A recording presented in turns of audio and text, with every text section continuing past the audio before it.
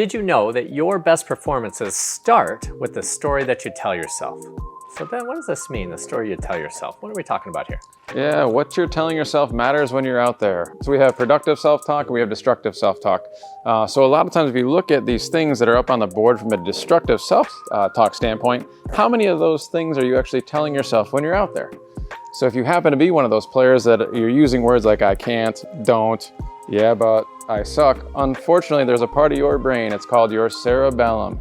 Your cerebellum actually has a job, and its job is to self-organize based on the inputs it's receiving. So if you're telling yourself that you can't do something, the cerebellum is actually going to self-organize to make that come to life, and that's why this board is so important. Yeah, so be very, very careful of the narrative or the story that you're running. So we put it in two buckets. It's either working toward a performance or destructive, working away from one. So having said that, we're not talking about positive or negative. We're not talking about that. Productive self-talk would definitely look like when I do this, I get that.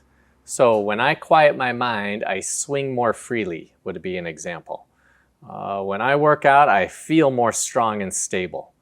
When I go tick-tock, my speed control improves with my putting.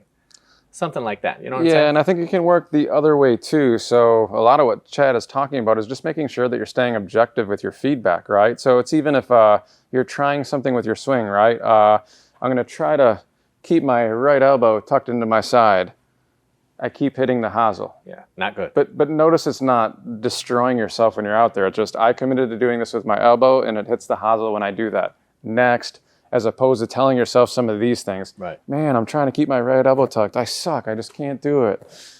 Much, much different narrative. One is going to help, one is going to hurt. Yeah, so it's feedback, feedback, feedback, like Ben had said. And the thing about productive self-talk is it has to be true, objectively true, in fact. Yep. Right? So we're not disillusioned thinking, I'm the best ball striker in the world or I'm the best coach in the world. It's not that.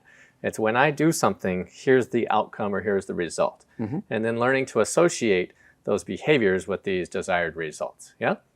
Yeah, because the more you use this, the more you're going to uncover your own success formula. So it really allows you to uncover what the heck actually works for you when you're out there. Yeah, so starting to create a story around when you take action, you get a reaction, cause and effect, intention versus reality. Yeah, inputs, outputs. And then if you stay in that lane, you find out that it's not personal and you really identify what works. And then the cool thing is you can game plan for that. Yep. So if you had a round on Friday that was important to you, you could start running this narrative ahead of time. So when you get there, you're already, let's say in my example of when I quiet my mind, I swing more freely on the first tee and every other shot thereafter.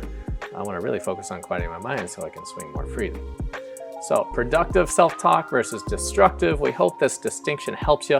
And we would definitely encourage you to fall more in line with that. Our performance improvement process at B-Golf does just that. And definitely stay away from this, as Ben had alluded to. It's not going to work, and then you'll be frustrated and confused, and that's not good. So we hope this helps you.